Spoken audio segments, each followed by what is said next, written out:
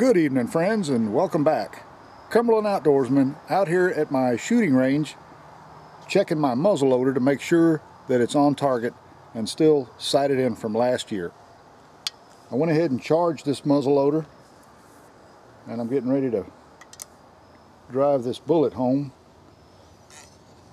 And we're going to take a shot down here at 50 yards.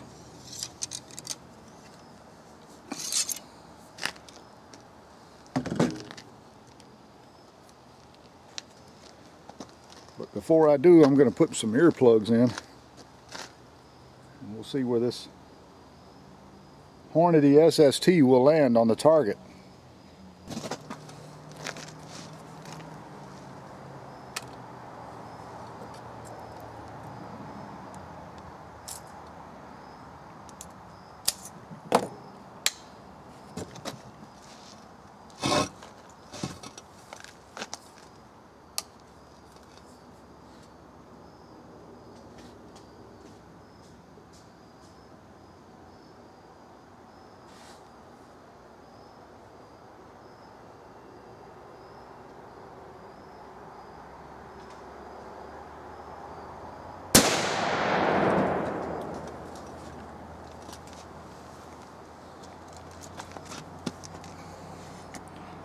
Go take a look here.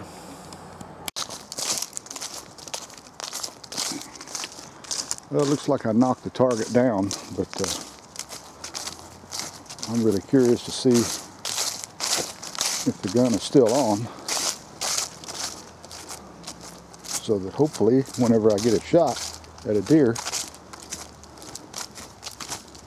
I'll be in good shape.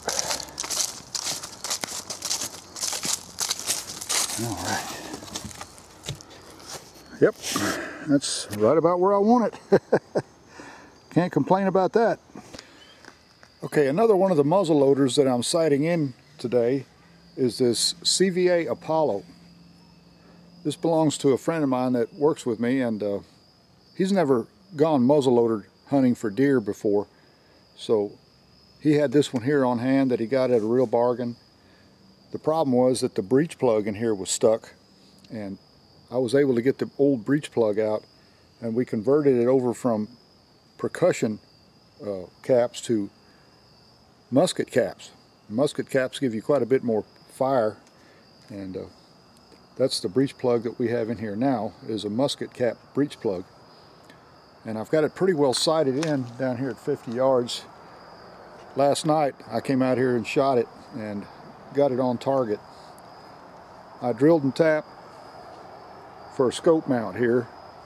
I had to go up in size a little bit to accept these mounts, and I had this old Simmons scope sitting around, so I decided to mount it on here just to get an idea of how well the gun will shoot. The barrel was in pretty bad shape, but I think I got it conditioned well enough to be able to deer hunt with it. And we'll take a few shots down here at 50 yards and see what kind of groups we can get. I sighted it in with 90 grains of Pyrodex, but I went ahead and boosted it up to 100 grains to try to get a little bit more velocity. And with any luck, we'll get this gun shooting well enough where he can harvest his first deer with a muzzleloader.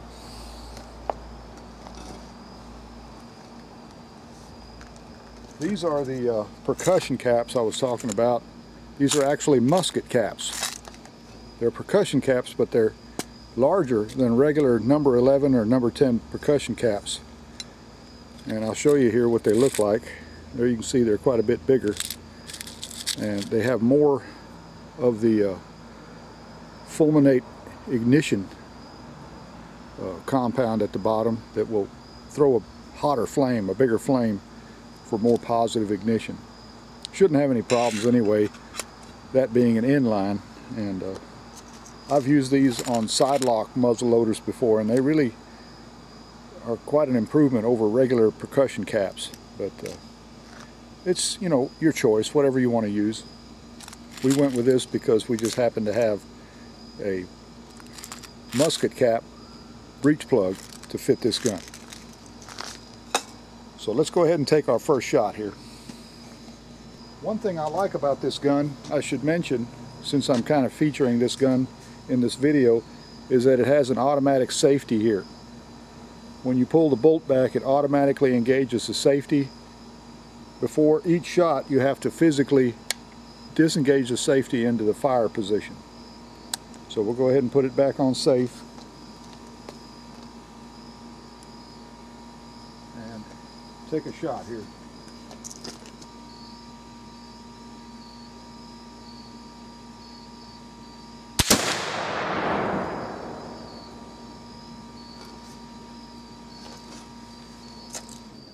I had a little bit of a hesitation on that one, but that's okay. Now what I want to do is condition the bore by running a wet patch and then a dry patch. And we'll do that right now. You always want to do this consistently. That way you get consistent accuracy.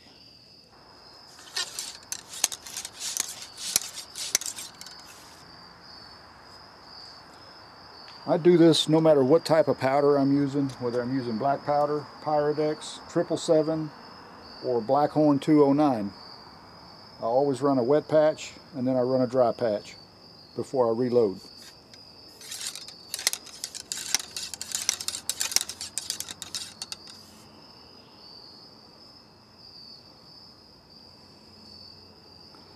I normally use my range rod out here, but since I've got my Thompson Center Omega, I'm using that rod because it works so well with all the other muzzle loaders.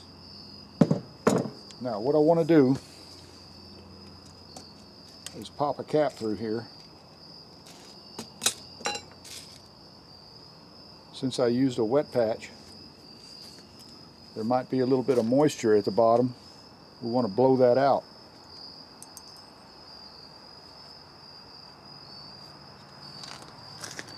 So we know the gun's not loaded, it's safe. Pointed in a safe direction. There you can hear that that cap had kind of a hollow popping sound when it went off. I do that to clear the breech plug passageway for the fire.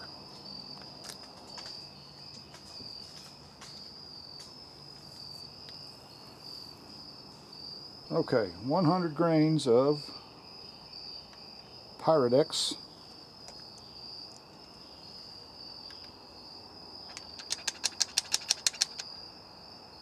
Got that loaded up.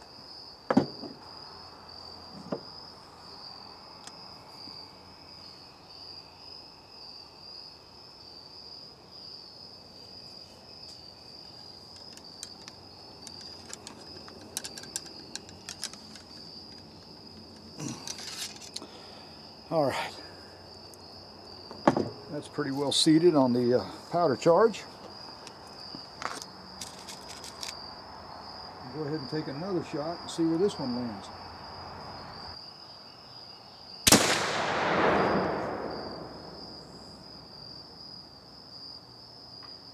All right, it's hitting a little bit to the right, about that much to the right. All right, once again, wet patch, dry patch. I like to use this Thompson Center bore cleaner, number 13. I actually have my own magic mixture, as many muzzleloader hunters do. They have their own special concoction that they like to use to clean their muzzleloaders. This stuff works really well. Maybe I'll reveal that in the next video. Boy, it really cleans that soot out of a muzzleloader.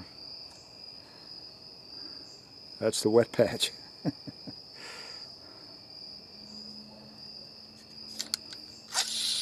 just breaks it up really nicely and conditions the bore.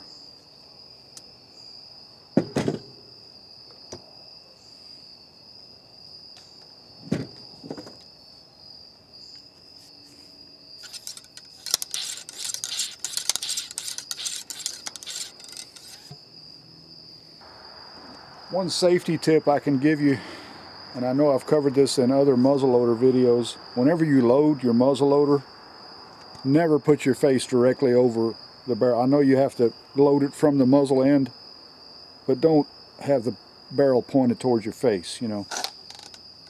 I mean, that's a pretty obvious point that I should express, but for those of you that are just getting started out, you know, I thought I would include that little bit of information. Not that anything should happen, but we try to avoid accidents whenever we can. You always want to make sure that your powder measure is empty when you load your gun, and always, I'm going to re-emphasize this, always load your muzzleloader with a powder measure. Never ever load it with your source of powder directly. You don't want to do that, folks, trust me. If there's an ember still burning inside that barrel and you pour powder into that and it catches fire, it'll blow that powder flask up in your hand and it could kill you. So, you know, use a little common sense. Always, always pour from a powder measure. You want to know how much powder is going in anyway. You know, you want to make sure that you're consistently loading your muzzleloader every time. Consistency leads to accuracy.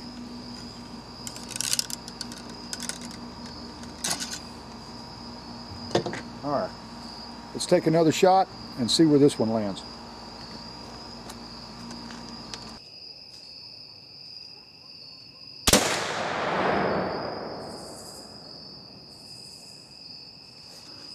All right, I think that's pretty well on there.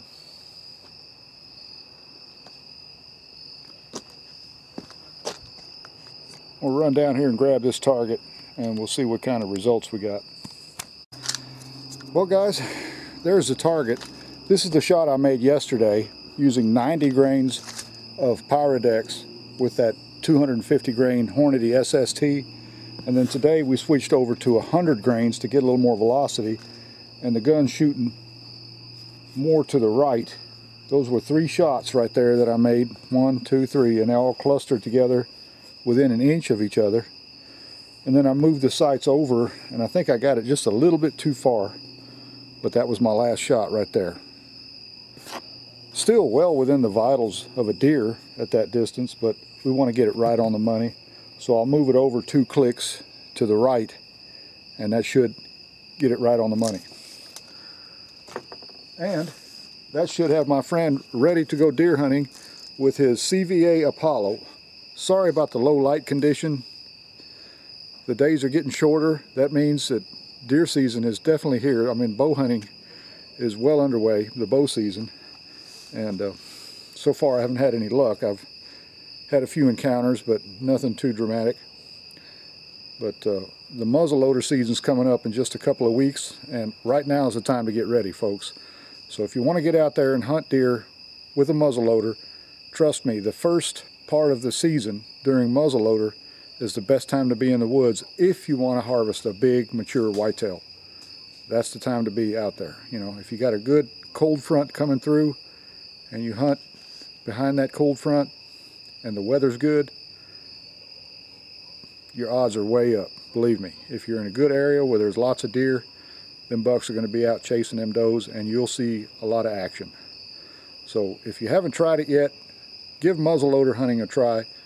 I guarantee you'll have a lot of fun. Check out my channel for more videos on muzzleloaders and muzzleloader hunting. I've got a lot of information, and I just wanted to get this old muzzleloader out and get it sighted in for my friend. This is the CVA Apollo. For those of you that have these, you know they're good shooting rifles.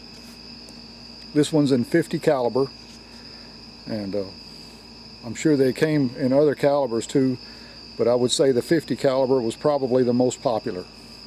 So with that being said, let me remind you all, if you like to go hunting, fishing, camping, shooting, hiking, Whatever your outdoor pursuit happens to be, I hope you enjoy it as much as I do. But also remember this, hit the like button, smash the bell icon, and subscribe. That way you'll know when more videos like this one will be coming your way. So until next time, y'all take care of yourselves, get out there and enjoy the great outdoors, and God bless. I'll see you later.